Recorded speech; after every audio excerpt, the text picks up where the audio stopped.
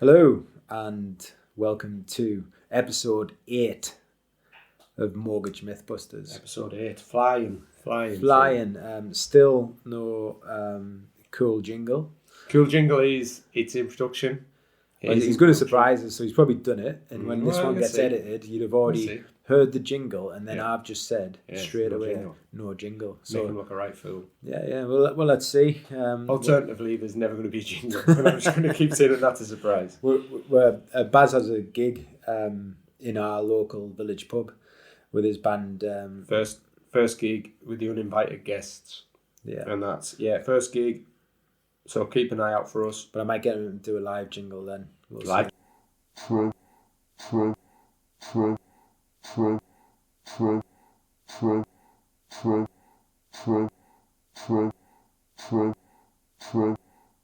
Way of explaining our fee structure and why we charge, how we charge. And I think if you listen to it and we put out the snippets of the chat, you'd actually see that is very transparent and you've nothing to lose by just having a chat with us. Definitely. Yeah. I went home and basically laughing my head off with the missus about how much money you've lost by giving free services away. It was well highlighted. By No, she said first of all, she couldn't believe that someone as tight and as vain as you would do something like that. And second of all, do I get free rates as well for family, friends, and / working for you? Which I said you would do. What did I say? You said yeah. Did I? Yeah, you did. I've got it in text, and that better not. It doesn't matter if it's joking or not. It's binding, legally binding. Just it kind of hit home to me how much of it is a sacrifice that you're doing, and I think it's a massive thing, and not to blow.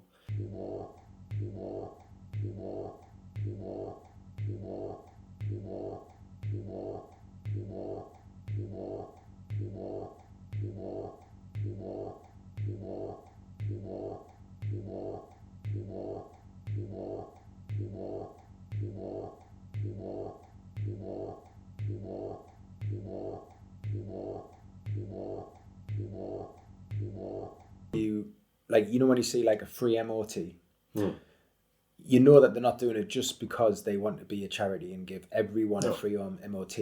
The chances are that they're going to make more money off you because there's other works to do. But there'll be cars that will go in, I'm presuming, that will fly through MOT and out the back end and it's free. Yeah. And that's kind of what we're prepared to do, is speak to people, not charge them and never make money off them. But we hope that when they speak to us, they'll see the value in us, use us, and the byproduct of that is we get paid by the lender. I think... And it's not a gimmick. It's not like a new customer only offer kind of, you know what I mean? It's for the military especially. So for the military, it's if you've ever served, isn't it? Yeah. Which is... Whereas with the NHS, it's a bit difficult because with the military to serve, for one, that takes the ultimate sacrifice, I think. Not that being a police officer or in the fire brigade or working in the NHS, doesn't matter what you do. I mean, I can't go in A&E without coming out and seeing something that I was distressed about. So imagine what it's like with their job. But the problem is that with that, we can't police the NHS discount because someone's worked in the hospital for a week and then decide it wasn't for them. Still, kudos to them, but you've got to draw the line somewhere. So the only way to manage that is if you're currently serving, and good because we can check that as part of the job. Like, we're going to have payslips, you know. So there's no I work for the NHS, but I don't. Yeah. And no, I'm not saying people would abuse it, but it's one of those where we have to put a parameter. You have to draw the line somewhere, don't you? Yeah. Like, because otherwise it's like 10 years ago I worked with the NHS, and am I then going to get defensive and ask them to prove it for something they can't do because they haven't got 10 years ago's payslip? So I think the rule is for police, fire brigade, and the NHS is that currently serving. Whereas military, you're a veteran, you've got to give a year's notice to leave. You've got to have served 4 years normally as your career, and obviously you've got to go through basic training.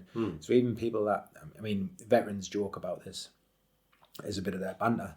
And they say, what's the minimum level of service to be classed as a fully fledged veteran? Some say day one basic training. Some say your oath of allegiance, which is when you do your little. It's like passing out kind of thing. No, you do that in the Queen's office just before you go in. Right. It's to be the king now, but was the Queen. What, do you do that before you even start basic training? Before you? Yeah, you do it in the Queen's office. And I think from then I should probably know this, Baz. But from that point, you're swearing your life to the Queen, as it was for me, but the King now. And you kind of like basic training. So when are you classed as a veteran? To me, anyone that's ever served. If they tell me they've served, the military community, there's a very, very slim chance of anyone ever abusing that. There's people, you've seen the film, there's plenty of Walter Mitty's out there in real life. Yeah. But we'll be able to sniff them out because they'll just trip themselves up. Yeah. But also, we would hope that no one would do that. Again, I just think everyone's nice and lovely, and that'll never happen. But yeah, so that's a fair point. And good. Like obviously friends and family. Do you know what? In friends and family, we should charge double for friends and family. I think my mum was all right. She was nice and straightforward. But she easily couldn't have been. And your best mates are going to. Are you only saying that because we said in the last one, I think it was, that you'd like to have her on the podcast? Is that why you're trying to be nice?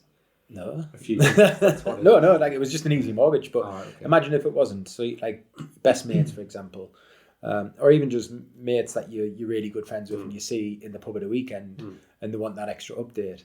Like they cross the line because it's free. They'll go further and bug you on your days off, bug you in times of where... No, I know exactly what that's and I would do the same. So actually, they're the ones where you end up working twice as much for less money because you're doing them a favour by not charging a fee. So really, it's one of them where when friends say I've gone elsewhere, there's a sigh of relief because it's quite difficult to imagine giving me 3-6 months bank statements or something like that, and then I've got to see everything about you. You feel almost that it like...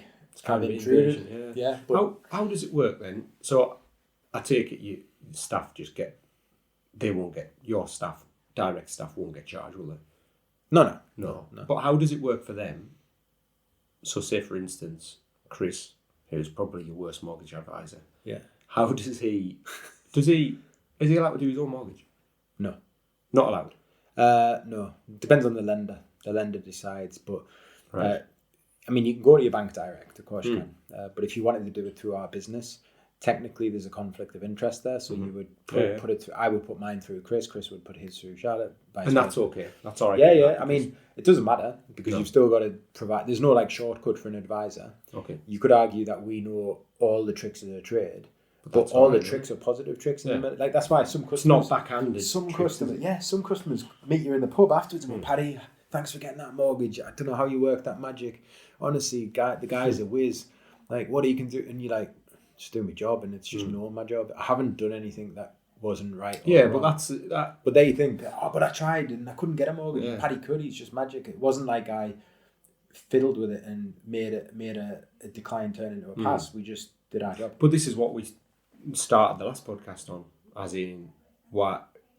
If it's something you can do yourself, why you basically said, if it's something you can do yourself, why do you need me? We're doing a mortgage advisor's mortgage at the moment, from a different company. I won't say who, but they'll be the easiest customer ever because one, they wouldn't have approached us because they will know they can get a mortgage. So are they basically just going through the motions, kind of just like me? Red tape if it was just me on my own, I'd go to another mortgage advisor because I have to. Right. And why wouldn't I? Because realistically, I'm gonna see the value in a mortgage advisor, especially if they charge on offer because they've delivered. So that's like me saying, I want that house. Can I get it? I'll pay you if you get me it. Done. So a mortgage advisor will be the easiest one I'll ever do, and I'll probably charge them. There's no fee-free mortgage advice for mortgage advisors out there yet. That would be a huge conflict. But no, I mean that's quite a good thing for a mortgage advisor to come to us, you know. Yeah, brilliant. It's the biggest testament, isn't it? But anyway, really. the myth was busted. Yes, busted. We definitely don't just want your money, but we're not going to say that we're not in this to make a profit. We're not a charity. We say that quite a lot, but you could use us as a resource that didn't cost you any money every single time you had a mortgage. We wouldn't just ban you, put you on a block list. We'd try and evidence that we're the best in the business, and why wouldn't you use us? And we'll win you around, and I think we do a good job of that. So, good. this week's podcast, we're still waiting for suggestions and things like that, so we might start putting that out. To be honest, me and Baz very rarely speak midweek, and this is the only time we get a chat, so we normally just decide on the day. We thought, because it's me again and me and Baz, it's not like we're running out of guests, it's that we're really busy and pulling the staff off. We just like each other. Pulling the staff off. First edit, what time is it? When the staff are busy, we can leave that in, Baz, so I'm sure it's fine. When the staff are busy, I can't interrupt their daily workload just to do a podcast, because I've clearly got nothing else to do. Yeah. So why not just me and you crack on and do a bit of criteria driven? This is what the podcast is about. This makes it more helpful for customers. So today's podcast myth buster is you need 3 months pay slips before you can get a mortgage. 3 months pay slips before you're able to get a mortgage. Okay. And by get a mortgage, normally you're getting a mortgage, you're buying a property. So you need 3 months pay slips before you can buy a property / get a mortgage. Yeah. So that's a common myth, and I cheated on this one. So I typed in Google, you can't get a mortgage, and then the words pop up magically, if you've seen before, and that was at the top. So if you've just started a new job, you can't get a mortgage if you've just started a new job. So surely the caveat in that is, I've just started my first job, straight out of university, started my first job, and I haven't got 3 pay slips. Surely I definitely cannot get a mortgage then. You can. How is that then? So why when you say caveat, the caveat we have to put in here is the other 99 things that we need to know about you as an applicant, customer, before getting a mortgage will play a part. And is that you need them? Because it's all good. Someone saying, well, that's not right because I'm 18, I've just started my job and I can't get a mortgage. That might not just be because of just starting a job. It could be because of your deposit amount, your credit score. Yeah. Your... how does that work? How would a credit score work? Your age itself. Being 18, some lenders won't do a mortgage until you're 21. Right. So see, when I was 18, 19, 20, 21, I was still playing my Lego. You're definitely vulnerable. 18-year-olds get a mortgage. Naive. It's not rare, but it puts them in a state of being vulnerable, because if they're 18, it's unlikely they've lived alone and ran their own property. There's clearly times when they are. I mean, we get to know our customers very well, and sometimes you can speak to an 18-year-old and you wouldn't even know that they weren't 40 and running their own business. Yeah. Focus switched on. If there's a need, like a family expecting a child, then who are we to judge? No one really just turns up as a whim, like buying a fast car. It takes time, so they're not going to just be, I want that one. Especially at the minute though, with the house prices and how hard it is to get on the ladder, which is something we probably should get onto as well, either today or on another podcast, because it's something that I don't really understand that much. Because when I got on the ladder, it wasn't. I was later. I was 25, 26 maybe.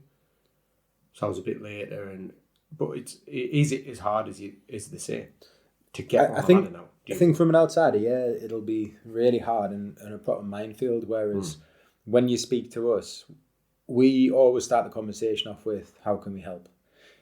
They'll tell us the negatives, and that's the good thing about being a broker, is when you speak to your bank, you're not going to tell them any negatives. You're going to be like, I am great, give me a mortgage. I'll never miss a payment. Everything is perfect. Yeah. With us, you're able to say, all right, the problem is this, this, and this. Here's what we call the quirks, but here's the good stuff. Can you get us a mortgage? We go away and we hunt.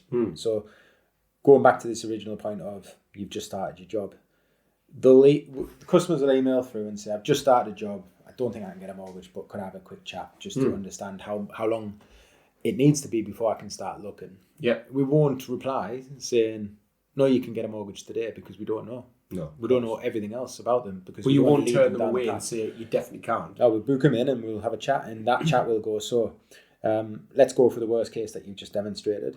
Bearing in mind, every lender is different here. So there are lenders out there that need you to be in your job for 3 months, past probationary period, the likes of, whereas you've just been given a new job offer, you've got a contract of employment, you start next week, there's a probationary period in it, you've just left university, good chance you're not going to stay in that job for the rest of your life. Yeah.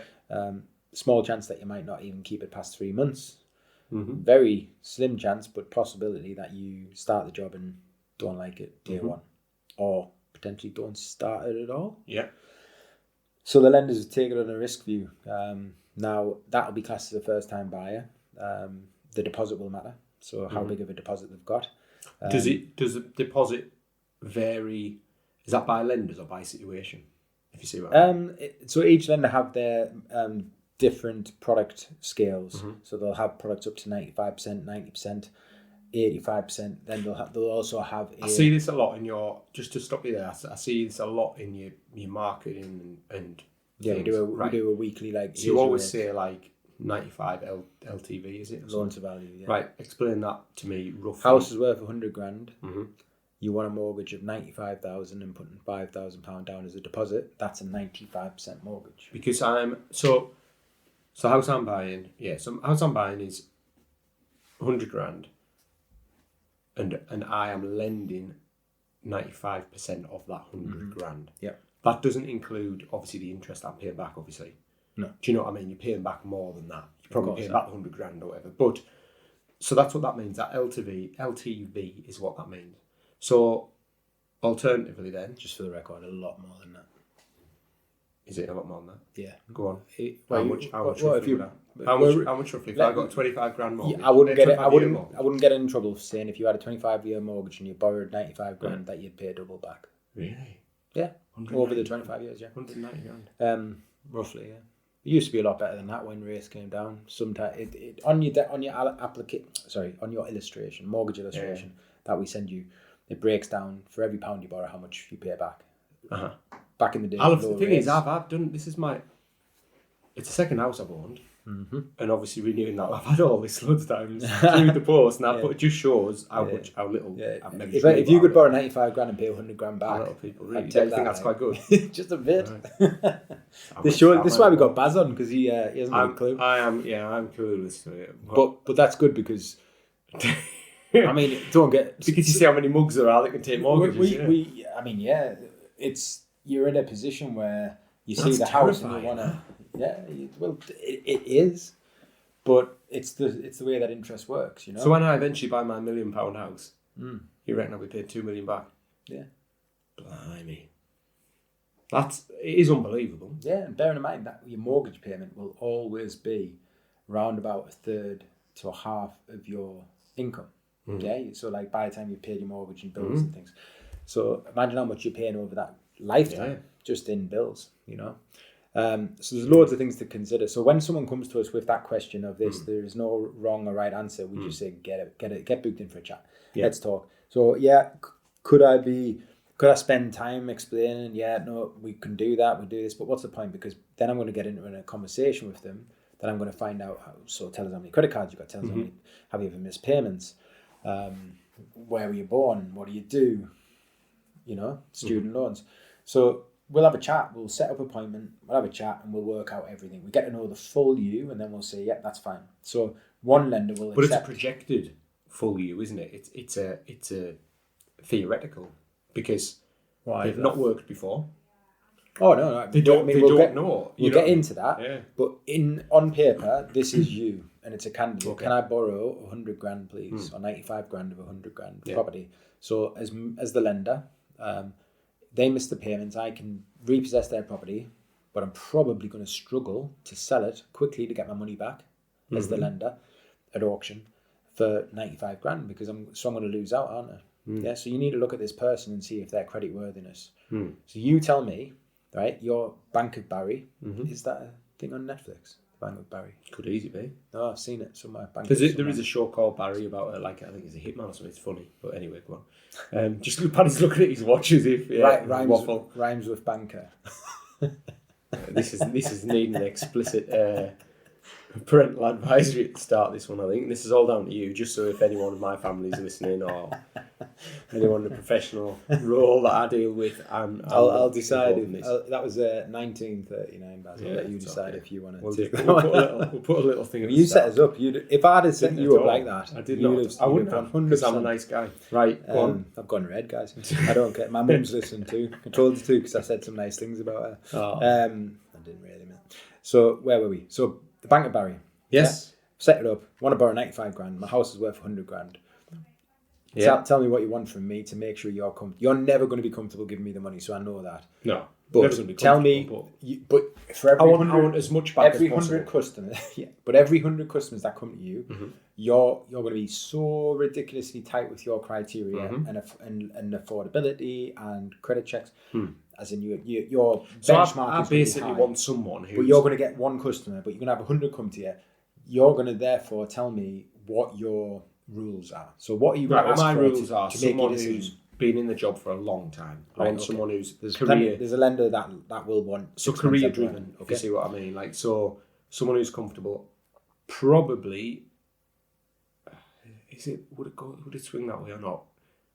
Better if they have kids, because then they're committed to something already in a way, and because they've got other people dependent on them for a home, so they're not going to come willy nilly and just think, I'm a lad, I'm just going to.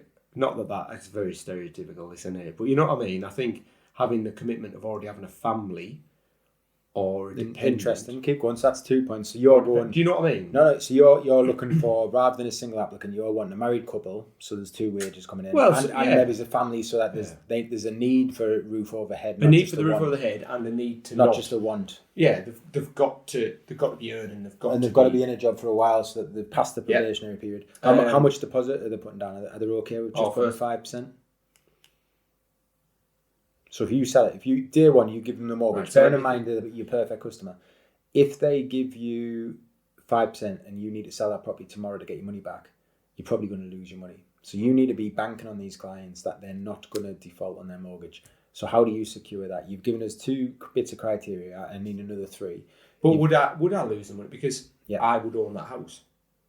Well, yeah, but banks want the money back. They don't just keep it.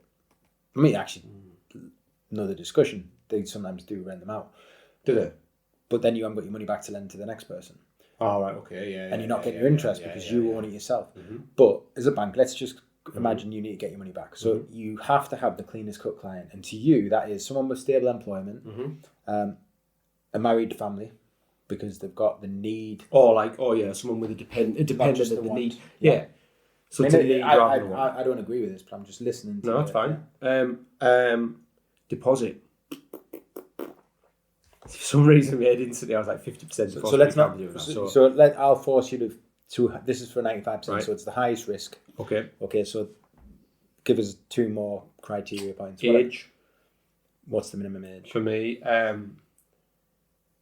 Well, first of all, I want someone who's mature enough to understand what they're getting into and understand what it means. How old's that? But I don't know, because alternatively, I want someone who's still going to be alive to pay all the payments, don't I?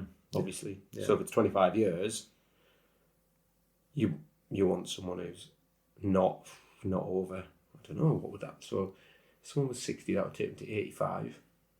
Are they still, what's life expectancy nowadays? You know, you kind of 85. 85? Right, well, I'm going to say between, if they're wanting it over 25 years, obviously, I'll say, 55 sounds very young, doesn't it? There's a cut-off point at the top. So so you're sticking a maximum age on as well, yeah? Well, yeah, because you wouldn't give. This sounds horrible. I don't know if I want this to go out. No. It's interesting. I'm going to flip it. I'm going to flip it. I don't think I would. Would you lend someone who's 75 at 25? You wouldn't give them a 25-year mortgage, would you? Surely it'll have to decrease. Surely there must be a cut-off for when it ends. No, that's fine. So age, yeah. Yeah, but at the start. But then I wouldn't want someone. I'll touch base on this because it's quite good, because these are all myths why people can't. The age is a big one. People think they can't get a mortgage. I think under 20, under. So you're saying 25 or 30 would be quite immature. Maybe, but you went to age as a factor. Yeah. Of course, yeah. Some lenders don't care. Darlington Building Society, as a lender, they have no upper maximum age. Right. So you can take a mortgage to age 130 if you wanted to. No one's ever lived that long. How does that work though? It does. And it's there for later life lending. And it's that more opens up your your understanding of insurances, inheritance, and things like that. So basically, if you pop your clogs, that it would get paid for out of your estate or whatever. Well, not necessarily. It's about, you wouldn't just let someone buy it without looking at the negatives, which are the age, and then you would protect that, whether it would be in terms of a repayment strategy, how you're going to repay that mortgage eventually, what your plans are, a will, things like that. So. It's a complete, but age, that's interesting. Give us one more criteria point that you'd have. So you've gone for a job, you want a deposit, which is normal. Family. You want a family. And this is for a perfect person. Yeah. What? Another thing that came to my head was like criminal record kind of thing. Would that matter? Do you know what I mean? Like, as in, it's another top search on Google. Criminal record. I've got a criminal record. Can I get this? Can I get a mortgage? Yeah. Well, more just like if it was someone who been done for fraud on numerous occasions. Everyone's allowed a mistake. No. Like criminal record, it's a big one, and it's a like customers will come to us because that's all. It's factored into one bit of criteria point, but it is right. You need to dig deeper into that because obviously fraud is going to rule them out. If they've committed fraud, that's it. Job done. They wouldn't be able to get a mortgage? No. At all. No, you'd struggle to get insurance or anything where it was taken out as a kind of a contract policy. It's pretty strict with that, quite rightly. Which is understandable, isn't it? But pretty hard to get done for fraud. You'd be allowed to do that, though. Pretty hard to get done for fraud without being proven to have committed fraud. Oh, right, okay. You can accidental fraud doesn't exist. Because you've done it by accident. Like what I mean is non-disclosure. There's a difference between full-on fraud and manipulation / just not filling the form or ticking a box, misunderstanding. And it depends on what you did. So if you were you worked in a building site, would bring the builders in, and they filled in an application form, did it wrong. Whereas a professional like me, if I filled in my application wrong, then have I done that on purpose? So like if you have a conviction for fraud, you're unable to get a mortgage. It'll be flatline, not a chance. Right, okay. Don't know how long that will last for, but that'll be up to the searches that the solicitor does to disclose to the lender for them to be happy. If they disclose to us, we'd use it in our sourcing, and I'd pretty much say if it was fraud, then no, you wouldn't get a mortgage. Criminal record, we need to know a little bit more, but yeah, everyone, like you say, has made mistakes. So basically, if you're doing fraud, make sure you earn enough to buy it cash rather than coming to a mortgage advice. Just a joke, that one, just a joke. Massive joke, but.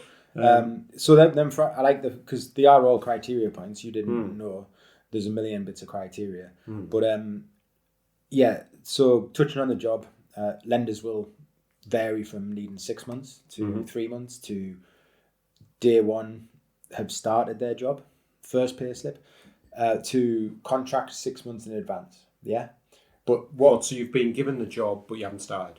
Yeah, you could maybe get a mortgage on that. Yeah. Now, it depends on a lot of things. So, profession. So, teachers are a perfect example. You get offered a job that starts in September, then that's pretty standard. You might even need to move to London to start the role. Relocate to start the role. So, yeah, we can use that contract of employment. Also, with teachers, there's the comfort of there's a lack of teachers, and therefore there's not a shortage of jobs. So, they're going to find employment. They're classed as a professional. It does help if they've already got a job. So they're moving from one job to another. And with a teaching contract, they're going to have a probationary period in there. But the lender will overlook that. They'll see it as a risk, but see it as a risk that's a manageable risk because they can... Likelihood is they're going to find another job if they lose this job. Yeah. Then we've got the family side. So, yes, some lenders would, if you're married, request that you have a joint mortgage application, regardless. And believe it or not, some people don't want to have a joint mortgage application even if they're married. So some lenders will insist that it has to be joint because you're married. Okay. Children are taken into account for affordability. So would that work for a second mortgage as well if you've got a buy-to-let and stuff? So buy-to-let lenders are a little bit different, but there are some buy-to-let lenders which would still insist in joint names if you're married. Then children. So children are going to be, you're taking it as a positive, and I get that. Because you do, it's very rare that I take my children as positive. But it's a roof over your head, and it like to you, if you lost your job, you'd find somewhere you keep on a mate's couch. When you got a family, you can't do that. No, you can't. So I see where you're coming from. Lenders don't necessarily view it like that. If anything, they'll take the price, how expensive kids are, and rule that against you. All right. So they'll take, on affordability wise, they'll look at the national statistics, the cost of living, and they'll use that data to be able to say, right, actually, because you earn 40 grand a year and you've got 3 kids, we're going to dilute your income because we know you've got bills to pay more than the person who doesn't have kids. Yeah, because you've got school fees, you've got that's fridges to fill. fill. Yeah, so that actually has a negative impact on your affordability. All right. It doesn't impact you on a credit scoring wise, where they give you less points in their own rating system for having kids. And then you said deposit, that's key, because believe it or not, if you apply for a mortgage with us with Halifax, and I'm just using them as an example, and you've got 30% deposit, you might get a pass, tick. Barry can go buy that house. You've been accepted. You've got 30% deposit, 30 grand to put down on a 100 grand property. If you only had 10 grand and we were applying at 90% to Halifax, you still might be able to afford that 90 because 90 is higher than 70. But because of credit scoring and all the information we've put in, they may still reject you at 90% because they assess you as a bigger risk at 90% because you're only putting 10% of your own down. 10,000. Hold on. Let this computer right. Say that again. So it would look better to them. Two customers side by side, both buying a 100 grand property with Halifax. One of them has 30 grand to put down, 30%. The other one only has 10 grand, 10%. Yeah. Halifax. But the fella who's putting 10 grand down. Yeah. Has a better job, more money coming in. Yeah. So a better job, more money coming in, longer term of employment. Well, the fellow has a kid. Bank statements in the background, all conducted, satisfactory. Maybe he has low credit commitments and very well managed. Maybe he's also married and got a joint applicant who also has a very good credit score. And he could pass it 90%. So his 10% is good enough for the lender. Whereas the person with 30 grand might think, actually, I'll keep 15 grand or 20 grand back to do the kitchen and the bathroom. I want a 90% mortgage because my mate over the road's done his with Halifax. Same idea, but he's got his at a much higher mortgage and bigger risk. But because this person is, let's say, not on the voters roll in his previous property, jumped about a few houses, credit cards that have sometimes been a little bit late, they would knock them back and say, no, we're not willing. But then if he says, okay, well, I still want to buy it, but I'll put 30 grand in, they might say yes, tick. Because it's less risk for them, basically. Yeah, so they've done what you've done and created criteria points, built a system that has a scorecard, completely different to a credit score that you have from your Equifax, your Experian or TransUnion, because it's the bank's own. They know what they want. They've got a kind of typical client that they're after, and it fits and ticks that box. They're happy to drop the standards, but for them to do that, they need more money from you as collateral. Right. Deposit. Yeah. So that's where the deposit comes in your view. Whereas at 95%, so when you're saying 5% is your minimum or your maximum, then that puts you at high risk because you're always going to get customers that only have 5% deposit. I say only. They might have a lot more in savings, which we can use to support the application because they do want to do home improvements. So they don't have to put that into the deposit. But then there's people who only have 5% because it's been gifted and it gets them on the property ladder. So they've got no money themselves, but the parents have gifted 5%. You'll take a view on that and the lender would see that risk. But your last one, the next two, age, quite a common one. Some have max age 70, max age 80. Some have minimum age 18, 21. Obviously 18 is the minimum. 21 and sometimes for buy-to-lets 25. Okay. Right. Criminal record, we have to disclose it. If it doesn't, it will get picked up at legal stage. They'll disclose it to the lender, and then it's classed as non-disclosure. When you say legal stage, who? Solicitor, conveyancer. Who is that working for the lender? Yeah, the lender's required. So when the mortgage is offered, and you've done the bits for us, and you've been given that bit of paper that says your mortgage is there ready for you when you're ready to draw it down, the conditions on that mortgage offer might be certain things.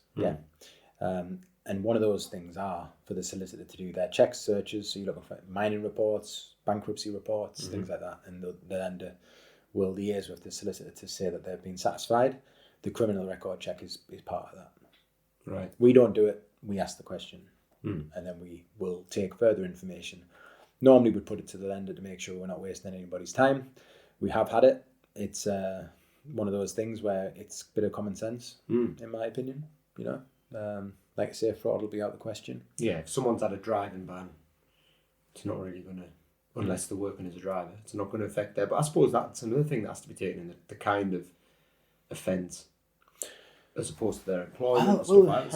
It's a good point. I wouldn't say it for that reason, but because my caveat or my rebuttal for yourself is, there you go. You've taken on your new client. You've given them 95 grand to buy a house for 100 grand on the basis of all of this. Yeah. Something happens, ill health, to one of the family members. Yeah. And they can't go to work. And suddenly they're in a difficult position and they can't pay the mortgage. Likewise, you went for age as a bit of criteria. With age can come with health problems. I was going to say health's another one, isn't it? Yeah, so depending on how old you were making your clients being as a minimum. Yeah. And then obviously when we're looking at their job itself, is the company could go bust. You could be the best graphic designer in the world, paid the most. BeCreativeCompany.co.uk, yeah. Paid the most. Again, be creative. But the company that you're working for could go under. No fault of your own. Your job is taken away from you. Then you're at risk of not making your payments. So, but the person who's just left school and gone into their first job with no track record of employment, quite cosy, sits in there, loses the job because the company goes bust, just goes and get another job. Whereas you have a standard / need of income. Maybe shortage of jobs. I don't know what your market's like, if it's saturated or not, but you would struggle maybe for a couple of weeks, months to find the right job. Whereas someone who was just working their first bar job, using that to get a mortgage, could just switch to another bar. Okay. So you could argue that actually, are they not more versatile to be able to... A lot of it's all open to interpretation. It's all personal. But this is it. This is why there's no one fits all. There's not one lender out there where we will always say someone could go. So if one lender does something, there's something they don't do. Yeah?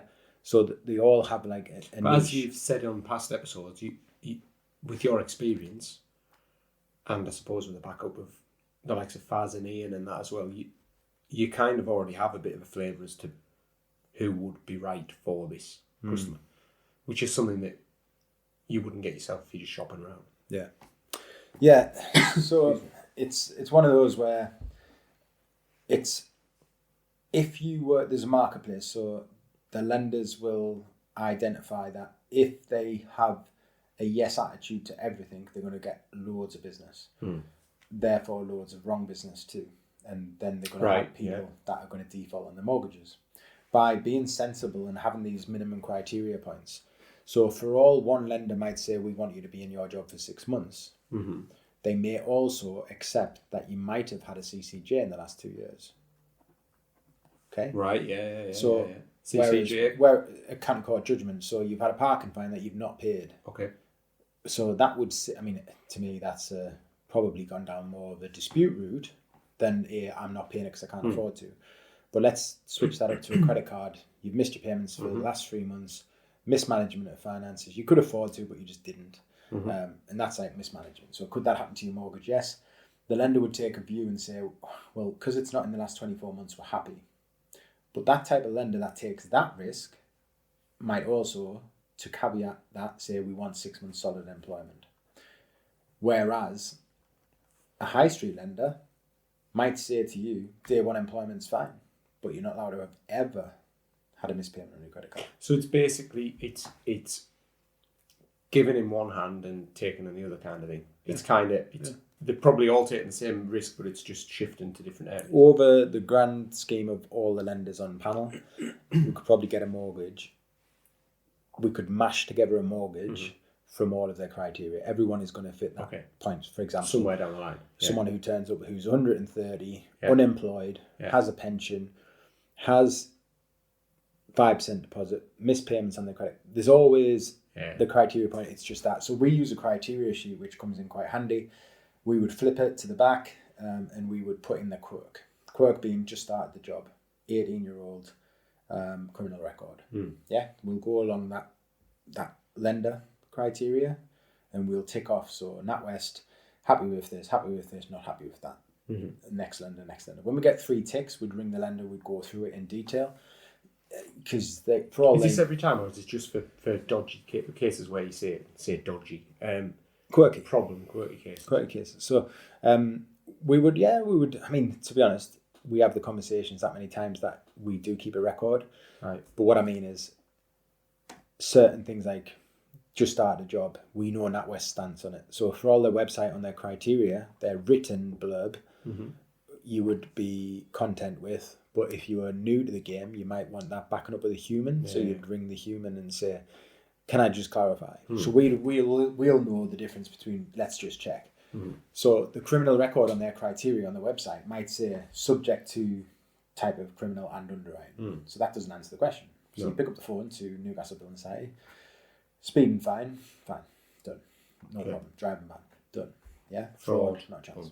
Right. So we would then use our criteria sheet to say this lender is good. So the lender ticks all 3 boxes. So in your case, we've got long-term job, we've got stable family, married, low deposit, but you're okay with that.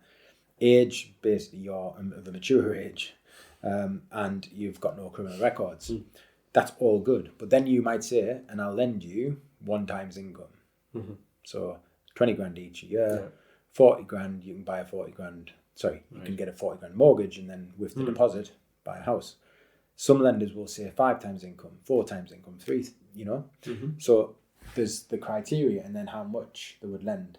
So the ones that might lend to someone who's just started a job or starting a job might say, we will lend, but not as much, because then we're building a factor of risk of, if we lent you to the ceiling and that was tier limits, then there's no room for manoeuvre and correction. Whereas if we lend you under what you can afford, technically then you could move to a different job, couldn't you?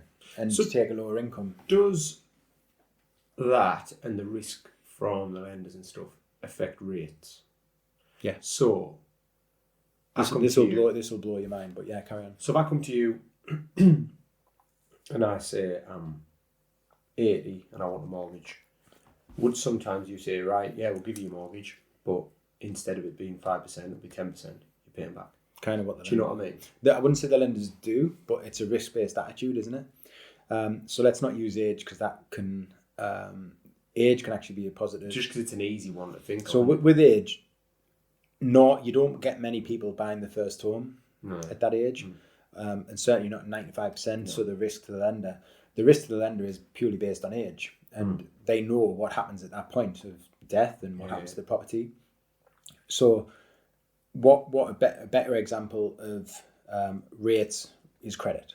Okay, so I've missed my mortgage payment 2 years ago. I missed 3 months mortgage payments. We sold the property. We didn't get it repossessed. We sold it. We went back into rented. I'd lost my job and started again. Yeah, now I want to buy a property. That's quite high up in terms of a quirk, because a lot of lenders would say 6 years no missed payments. Yeah. All right. Okay. So you've got to wait a long time. Then there's plenty of lenders that will say 2 years ago you missed a payment on your mortgage, three missed payments. We can do that. 2 things they'll probably do, and I can guarantee it, is they'd want a fairly substantial deposit. Yeah. So 95% is probably going to be out of the ballpark. You're probably going to be putting a minimum of 10% in. Yeah. Okay. So if you think about the lender, does that change that by how much the property's worth or not? Or do you think that'll be above? Like, would that be? No. On any property value, it would be you'd need to put 10% in. Okay. Right. The reason the lender's going to do that is because 10% is okay. Like, it's still risky, especially now. We don't know what property prices are going to do, but 10% gives the lender a bit of a buffer there to say, right, we're going to get our money back. So that 100 grand property the lender has repossessed, they're going to sell for 95 and get their 90 grand back, hopefully. They've got a bit more room for manoeuvre with that 10%. But what they're also going to do, which is the bit that will blow your mind, because I think like this, but I get it. If you were squeaky clean and perfect credit, that mortgage would be, let's say, 4%, 400 quid a month. Yeah? The mortgage, because you're squeaky clean, never missed a Oh, payment. 4%. So Barry's Yeah, getting yeah, his yeah, mortgage, yeah. 4% interest rate, Yeah. 400 quid a month. Yeah. Mm-hmm. Whereas for other Barry, his evil twin brother, who's missed their mortgage payments 2 years ago, Larry, they got an 8% mortgage, and their payments were 600 a month. So because Larry, your evil twin brother, missed his mortgage payments 2 years ago, he pays a higher interest rate, potentially puts a higher deposit, and his payments are still higher than yours. That's all because he missed payments last 2 years ago. And it wasn't because he was a bad lad, it was because he lost his job. Sadly, the lenders take, it could be ill health, and they will not take a view on it. Don't take that into... No. It's a missed thing. It's one of these risk factors. So they won't, like, oh, you were unfortunate because you worked in the banking industry in 2008 and you lost your job.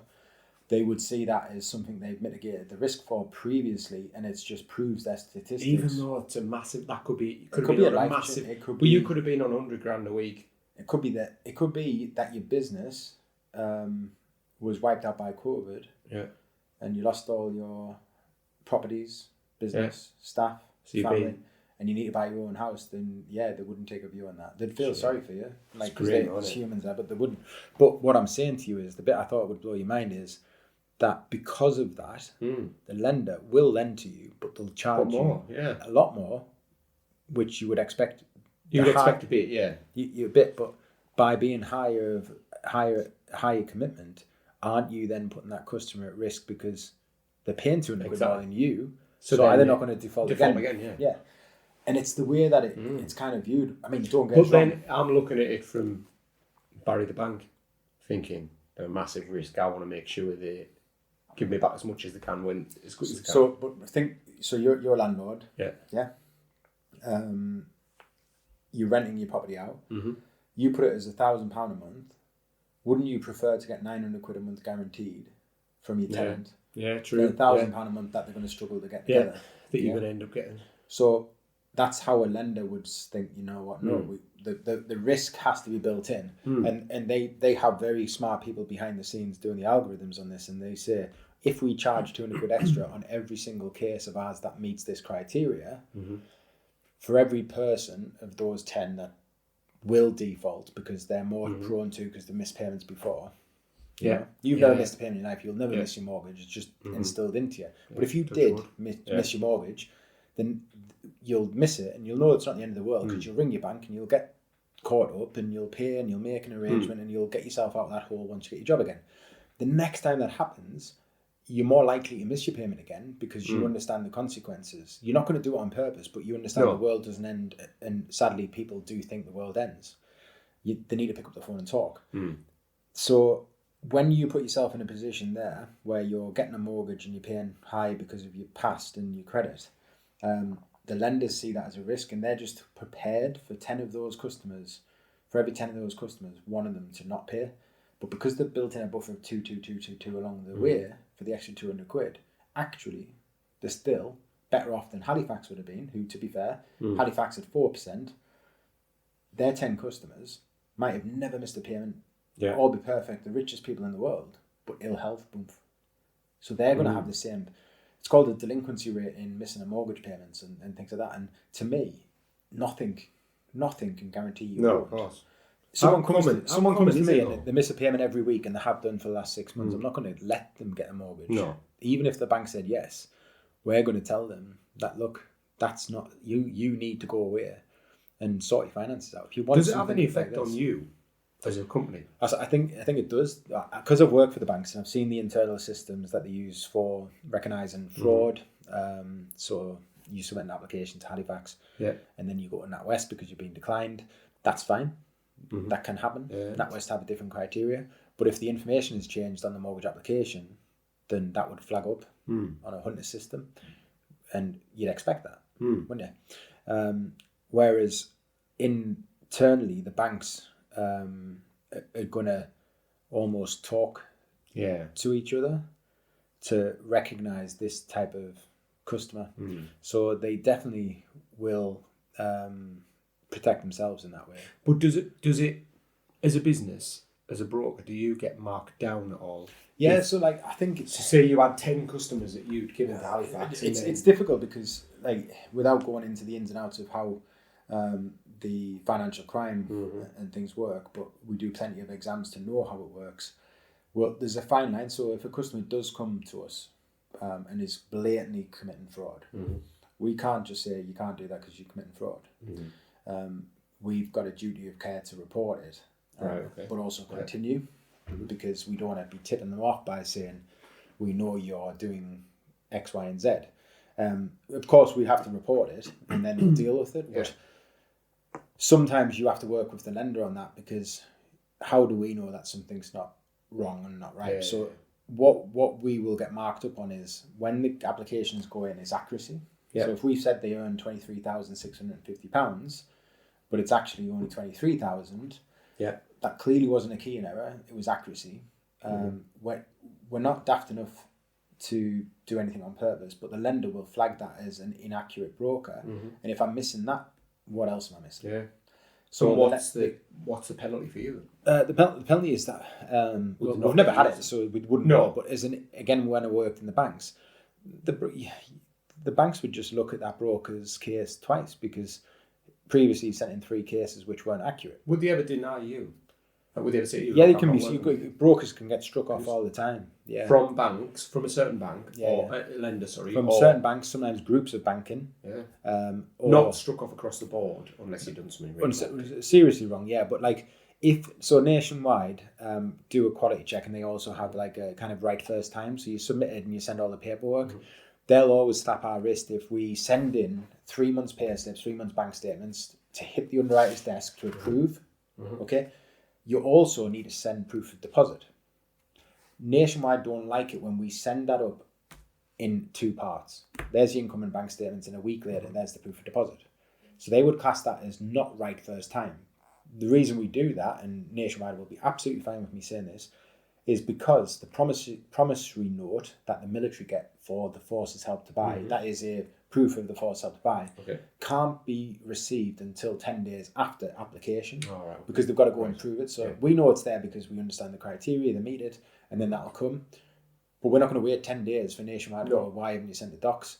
So on their system, Nationwide come to us and say, your right first time is low, but I guarantee you on every one of them cases, we can say because of the promissory note, which they won't allow us to send the version we've got, which is like, yes, you've been accepted, but you haven't got this promissory note. So it's kind of like they want a certain document which doesn't exist on the application. So but if we did that on a normal one, we didn't send the passport up every case. That's wrong. So Nationwide will come down on you and say you need to train your staff, that you need to have passport, bank statements, and payslips sent first time. And other lenders, Halifax, very big on this. Not everyone has a telephone number for the landline. So back in the days, and every broker will agree with this that's listening, it would say a telephone number, work number, mobile number. Now they are all the same. Of course, So we copy and paste the mobile number, home number, in the work number. So there's 3 fields there filled in. We're doing that because we're filling in the fields. But what Halifax is saying is, well, actually, you're putting those 3 points in there, and that is not a home number. But because we've filled the field in, that's more information, and their credit scoring system would go up higher. And they give Barry more points because he's entered 3 numbers. That's brilliant, Barry. But actually, they're all the same, so they'll slap you on the wrist for that. Same as if you don't have, let's say your partner didn't have a mobile phone, and we just duplicated your number because they would say you needed one, or email address because you don't check your emails, and she's sick of you, so she puts her email in, tries to just use mine, and we duplicate that across. Well, no, because for data protection, they want to send you their privacy notice via email. So they would pick you up on that type of quality. So it's almost like, not that the system's broken, but the system's not. You're not doing anything wrong. It's good enough. It's good enough because the things that we would get told off for. And when you say slap on the wrist, you're not going to get. Halifax would just send us an email saying on an application you put in a duplicate email address. But that's good though as well, because if it was in that instance it was because the clients, what it was, I can't name the clients, but some people do, I don't know if you've come across this. So I've got my email address, Paddy at. Hev's got Hev at. But when it's house stuff, we could have Meadowview at. Now that would be duplicated across. they're flagging up that it's identical. We're saying to them, yes, but that's fine. Yeah. Oh, okay, done. They're just doing a quality check of the case. Which is good though, is it? It's good that there is that. So imagine if they do that about them things, what they would do about serious things like a payslip not matching the bank statements. That's quite common. That's just a clerical error from the accountant / payroll. But it can happen and it flags up that's a red flag for fraud. Yeah. You know? So how does that's how things like that would affect you? What would happen if you had, say you've been in Halifax with 100, you've given them 100 customers and got mortgages. What if 90 of those defaulted? Does that then reflect badly on you? I would say so, yeah. Because you're not doing your job right or advising them. I think if you were in your first year and you did 10 mortgages and 9 of them defaulted, then I think I would say that you're very unlucky. Yeah? If then 10 years down the line, your delinquency rate was always 90% of your mortgages defaulted, because the average across the industry is clear to see. I think ours is something like 0. Yeah? Right. And a big part of that is because they're in the military, a lot of our clients. Yeah. And what I can say this because I understand how the military treat financial issues. So if you're in trouble financially, the military step in. Really? You pay Really? Yeah. They'll support you. Back in the day, I bet you it was horrific, but now it's more compassionate. You know, you can be away from your home for 3 months and the bill hasn't landed to your inbox because you're away and it's landed in physical form through your post box. So I just think that for one, we're very good at our job. Yeah. We invite full disclosure and transparency so that they tell us almost too much. Yeah, I am buying this house, but you know what? In 20 years' time, when the kids are old, I want to move to Australia. Well, why are you getting a 25-year mortgage then? You know? But in reality, there's a great conversation we have about term with myths, because the term to me is not something we will always stick to for the rest of your life. The term is short term. The long term is short term, in my opinion. So a 25-year mortgage is a decision you're making for the short term. On the day. Whereas like someone saying, oh, and I want to do this, and I want to win the lottery. I want to become a professional rugby player. Let's see where you are in 5 years or 2 years. So as a default, is that literally just missing one payment? Right, so my bank tries to take the money out of my joint account. We have a joint account, we have our own wages going to our own banks. They go into the joint account. We've got loads of money in our other accounts. But the joint accounts run low. Mortgage tries to come out of there, can't come out. What happens next? So each lender has a different take on it. Okay, so they'll probably charge you for non-payment of the agreed contractual payment, and that charge might be just an administrative charge. So my mortgage, I don't know, mortgage is 600 quid.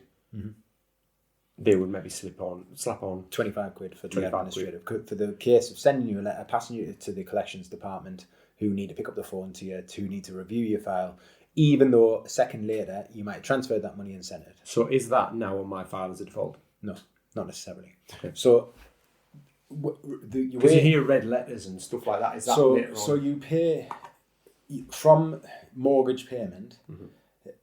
Difficult to answer because I'd need to say who's your lender, give us a mortgage offer, give us the date that you make a payment. But as a rule of thumb, you pay your mortgage payment on the first of every month. If you make that payment within the 28 days from that first of the payment, it will be classed as a missed payment, a late payment to the lender, but not one on your credit profile, because you paid it within that calendar month. So it wasn't an arrears, it was a missed payment. So that might not reflect on your credit profile, but the lender would definitely put an internal slap on the wrist to you to say you didn't make that payment on the due date, so you're going to pay 25 quid, which you can't dispute, an arrears charge. But if you explain it, they can do that. There are some lenders, especially credit card companies, that are trigger happy. I've personally dealt with it in the past, where by making an overpayment on my credit card, I think it was about 600 quid, I won't say which company, 600 quid to clear the balance. So I cleared the balance. Presumed my direct debit was still set up. I think, sadly, what we'd done is we'd finished the renovation on our property, closed down what we were using as a separate renovation account so that we they weren't spending money on shopping that we were spending on paying bricklayers and things like that. So that's where the direct debit came from. So I cleared the account with Barclays or whoever the credit card provider was. That then was zero. Yeah. So a credit card provider writes to me to say, thanks for clearing your balance. But for the period of 6 days where the credit card had that 600 quid balance, there's an interest charged a month later. So a month later, the bank credit card company comes to me and says, Mr. Glennon, thanks for paying off the credit card, but for the 6 days that you had that 600 quid, you still owe us 3 quid. So the direct debit would automatically collect and pay out. Okay, so mismanagement of finances, that account closed, and without moving the direct debit over, thinking that the account had been cleared, I get slapped with a missed payment on my credit card. Yeah, £3. Yeah, I approach the credit card company, whoever it is, and they say to me, that's still a missed payment. Baz Bank, that's still a missed payment. That actually happened with 2 credit cards. One removed it and understood that I proved that we had the money, that we'd just cancelled that account, and they said sorry about that. They apologised as if it was their fault. The second company refused to. And said, no, it stays on your credit profile, it was your fault. Quite rightly, it was my fault, but it was the case of 3 quid. It was clear that I hadn't made a mistake. Missed the payment because I couldn't afford to. It was I closed my account, the £600 had went out, I thought it was cleared, so in my head I didn't need to rearrange the direct debit. Certainly would follow that through again. One of those where I thought maybe they would just contact you to take the payment. I don't know what I was How does that work on your credit thing then? So yeah, just sit on as a 1. I mean, I've still got a 999 credit score, I can prove that. But does that... But it did have an effect because when I was applying for a mortgage, they would look at my criteria and say any missed payments in the last 12 months, which would be classed as 1, I wouldn't qualify for that lender, whereas other lenders might say I would. So I could have been as a disadvantage for a mortgage customer, even though our credit score was 999 still, with that 1 payment, it would just say that's a mark against you. Some banks would say it doesn't meet computer says no. So that's what you're facing. And so how would that work as well? So if that's because it's a credit card, would that be the same? Like say we did the same with having a joint account, and that runs into the rates. If you go into your overdraft, that's fine. If you go over your overdraft limit and you have direct debits bouncing and it says direct debit returned, that's a negative. Doesn't mean that you're going to get your mortgage declined. But the banks won't be happy with it. What if it's not that? It's just that your bank's saying to you, you're over your overdraft limit. It's fine. That doesn't affect your mortgage at all. An overdraft's there to be used. Yeah, it's just like a credit card. Do you have so much free?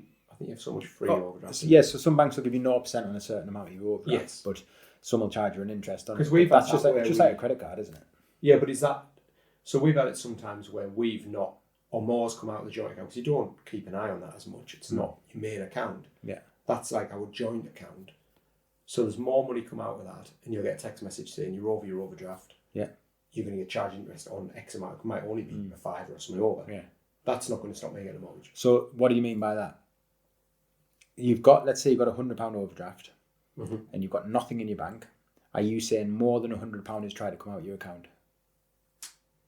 Maybe, like an Amazon or something like that. Yeah, and then, so you've then got to quickly transfer some money. Yeah. That's fine. I mean, that's just, it's bad management. Oh, yeah, massively bad management. That's me all over. But what I mean is, it's bad management, but these things like Netflix subscriptions just come out when they want. And Spotify comes out when they want, or when you've subscribed. And you, unlike a direct debit, you're expecting it to come out. Card transaction, Amazon repeat subscriptions catch me out. What about if I just went out and I had my joint account card and I thought, I don't know, I went out and I bought a pizza. Went to a pizza shop, bought a pizza. I was lying it like 3 quid in there. It went over to 10 quid minus or over me overdraft limit in effect. So they're getting paid for that. So it would decline if it declined at the counter. That's No, nothing declined. Also, it would decline if you were going over your overdraft facility. All right, okay. So my overdraft facility must be so much interest free, and then more where you get charged interest. Yeah. So there's like a buffer. There's like a buffer. Yeah. So and then you get like an unauthorized overdraft usage fee from your bank, but. Going back to the original, because we've fairly gone off tangent. But just quick. I'm just very quickly reading this. To your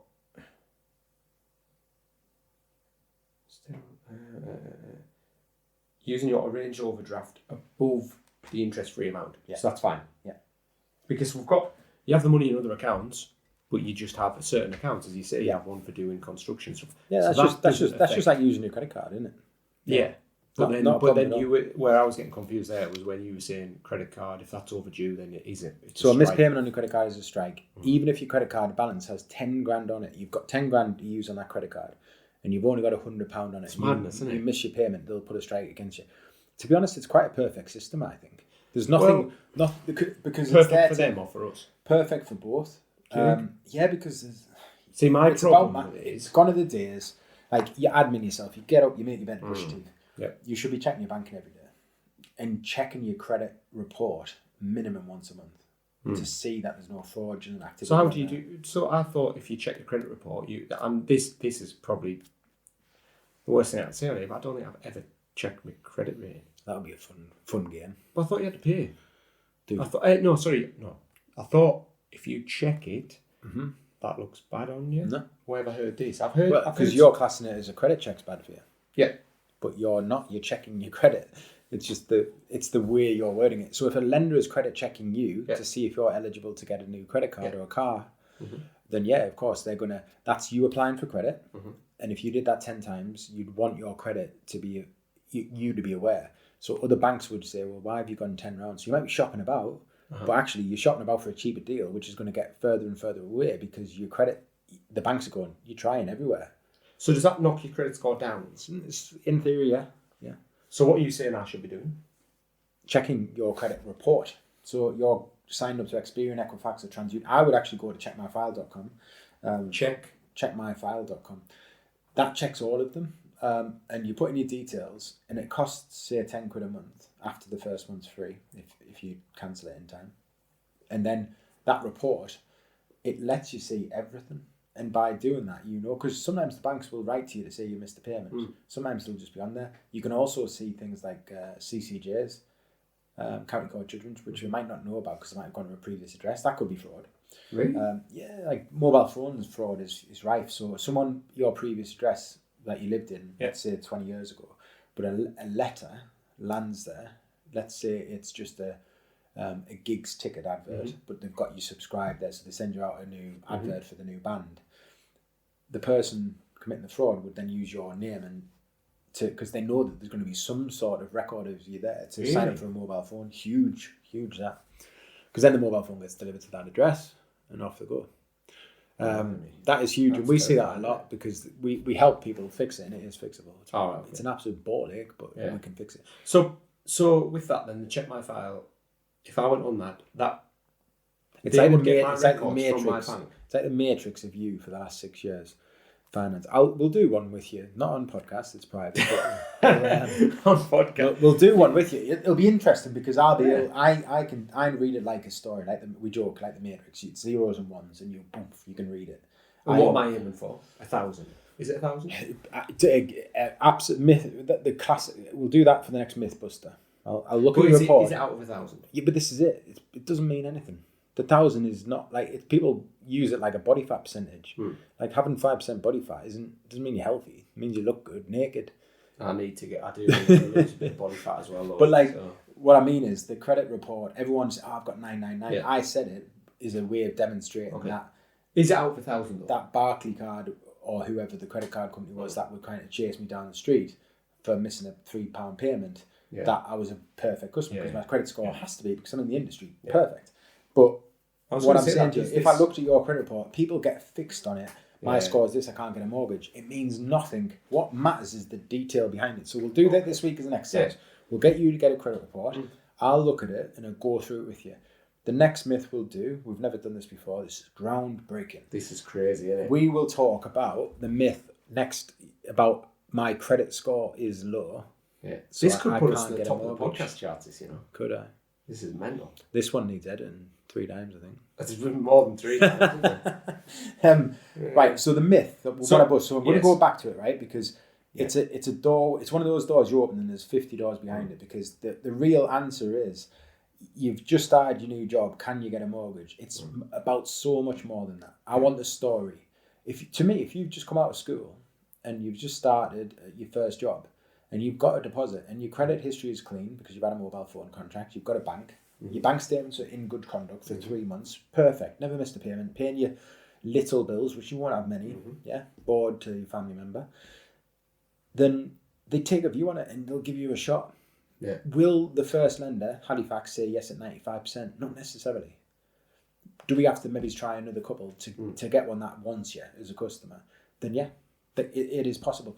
It's not a guarantee because you've listened to the podcast and you come and, Paddy, I've just started my new job. You said I can get a mortgage because it depends on so many other things. We could do the same podcast, change the title a million times and change the first minute to the subject because it is a doorway to speak to us and we'll do that. We'll answer the question properly. The myth is busted because yes, you can. But I went on Google. I couldn't believe some of the criminal record one's up there. Right. But if you reverse, and we do this for the website with the SEO, which we're learning quite well, is you use Google as a tool to find out what people are asking about mortgages. And that's all I had to do today because we've got no creation between us. We had to go and say what is the myth. It was, and I mean, I'm not being funny, but becreative.co.uk. There's a lot of creativity for me, but it was dumped on me last minute. And yeah, no, Baz turned up. I thought he was just coming for a brew. He actually made us a brew today. But all these really good questions I chuck in. Like, it's unbelievable. I am really. I think I should move in my own. But what I mean is, we're going to plan the next one because I think it's a great subject. The credit report. So I can't get a mortgage because my credit score is on Experian is low. I love it. Right. I love it. People say my score is only 540. I can't get a mortgage. Is it out? I keep saying this. I don't know if you've answered. Is it out of 1,000? No. What's out of? So Experian might be out of. Or Equifax might be out of 999. Experian might be out of 600.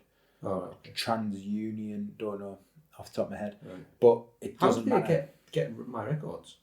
How are they allowed to go to the bank and get my records? It's from the credit bureau. It's whenever you're getting credit, you're agreeing that can be open source to see. Although your mobile phone might not register everything with Experian, they might choose to do it with Equifax, which is why Check My File is perfect because they got all three. And if it's not on Equifax, you'll see it on Experian.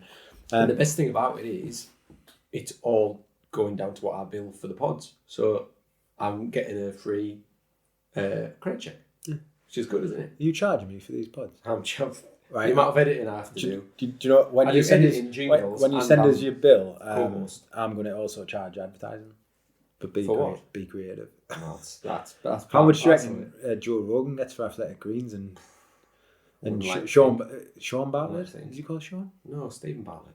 Stephen. Sean Bartlett. He's a footballer, wasn't he? Did not play for Forest. Stephen Bartlett. How much does he get paid off fuel? Mad. Anyway, have I got any questions I want to chuck at you? I don't know what that means that I've wrote down there. When you default benefits, someone benefits, would that because they're kind of guaranteed to be getting benefits from the government, would that be a positive thing? Yes, some lenders don't take them at all. Don't take them, but they're guaranteed to be getting them. Some don't take them at all. Some take them. Some take them depending on the age of your children, which is quite sensible. Mm-hmm. Some take them even though your child is 10-year-old and they're only going to get their child benefit for the next 8 years. Some will take it for the next 35 years of your mortgage. Right. So again, it goes back to each lender is just individual, and the ones that do will probably not do something that another lender doesn't do. So it's fascinating because as a mortgage advisor, you're looking at a problem and it's a case and it's a customer, and you've had a rejection from the bank because they don't like the type of property. You look at the whole thing and think, what about so-and-so? But it fit with this lender, let's say nationwide, and you think, oh, let's move it across to them because they like that type of property. Yeah. And then you go, don't take benefits. Need to be in the job 3 months. So the criteria, we always go back to it. So when we confidently knock back and rebuttal someone that says, I can't get a mortgage because of this, we go, yeah, we can. Because we've done it before. But who's doing all this? Paraplanner? Everyone. No. It's the advice. Sadly, it's in the advisor's brain. Is it? And the more mortgages you do, the more you'll get. And we have meetings between us all three of us on the mortgage side, and we'll say, like, give us your problem case, and the problem case might be X, Y, and Z. Between the three of us, we'll solve the problem, and you'll remember it for the next time. Like on Suits, where they all get together and like it's solve it. Right. That's good. It's good to know that it's down the line. Someone might like, you might have just had experience of that ages ago, but you know that, so you can then chip in with, say, Chris's case or Shard's case. It's quite good, that. Yeah, but it's good for us because they probably have learned a lot already to get to that point in that case. Yeah. You're putting in your 5 pence because you're answering something simple like, yes, they accept child benefits, because I've asked them that before. But in reality, you've learned a little bit more about, oh, right, okay, I didn't realise that they did that. So it all sticks in the back of the brain in this magic little portal we've got where we can pull back on when we need to for the next all case. Down to accuracy of information and getting the right questions asked in the first meeting or the fact finding. I love it. When a customer is being cagey, quite rightly so, they're telling us about the finances. You know, how much do you pay for this? Give us your bank statements. When did you start your job?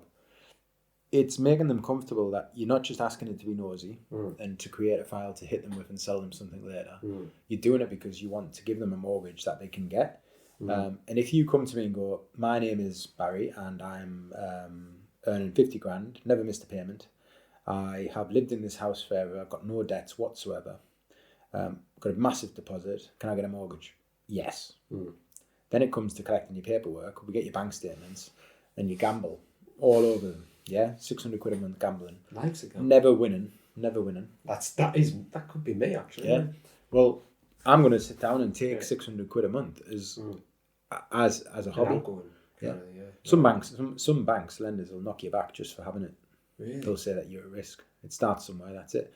I disagree. I think there's a difference between a gambler and someone who is using it as a hobby. Some people don't drink, smoke, but they gamble quite a lot. 600 quid.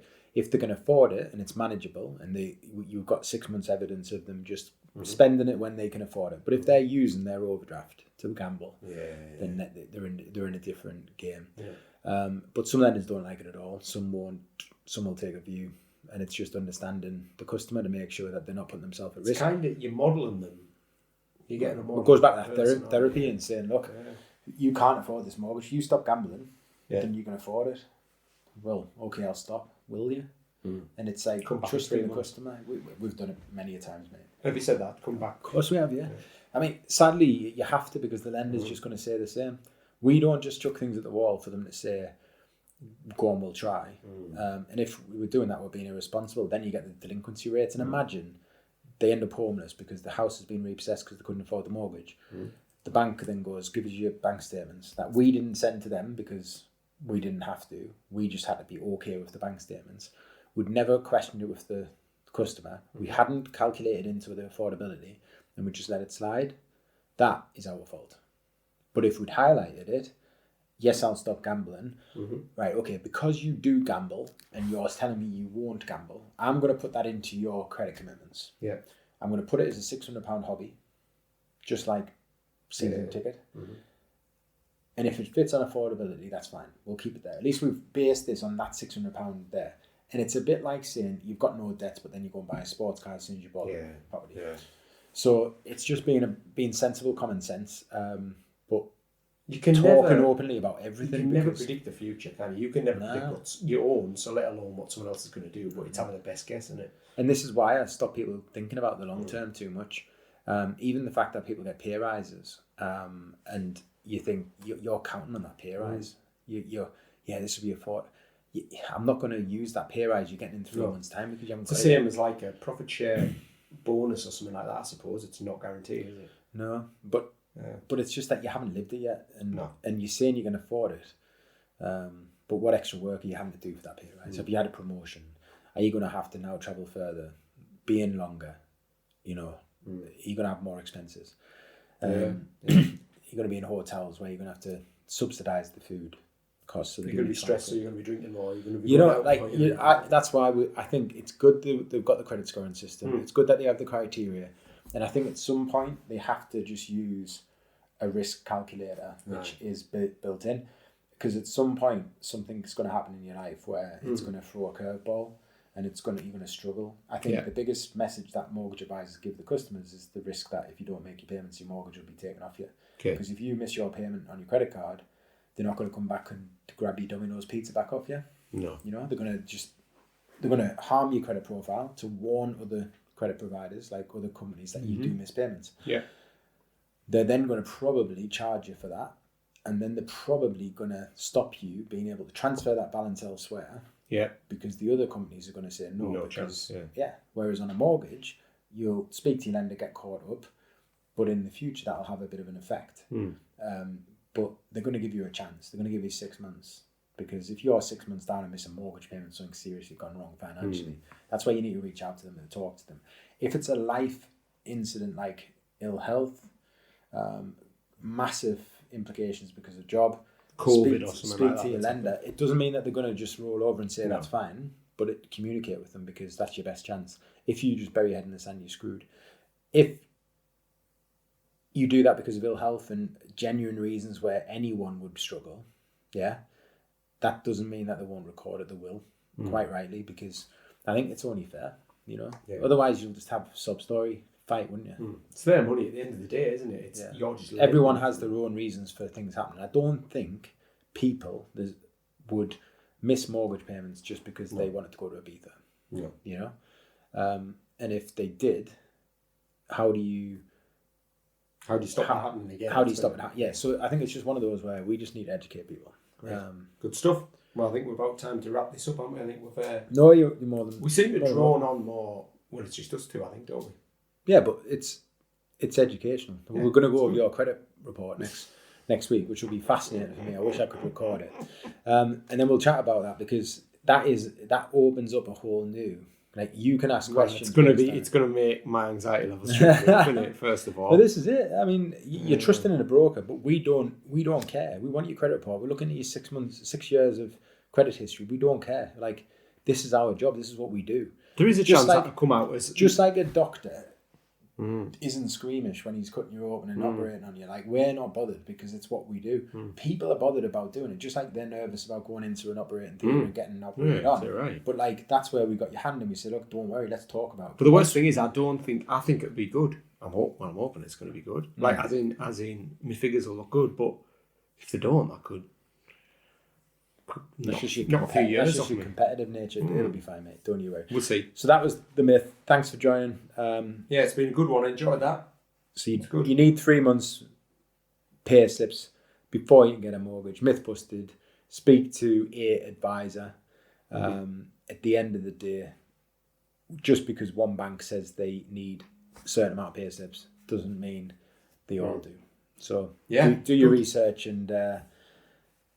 That's all you can be honest. Do. Just be honest, You save yourself so much time. And a mortgage broker is going to be honest with you. They're not going to waste their time on purpose just to try.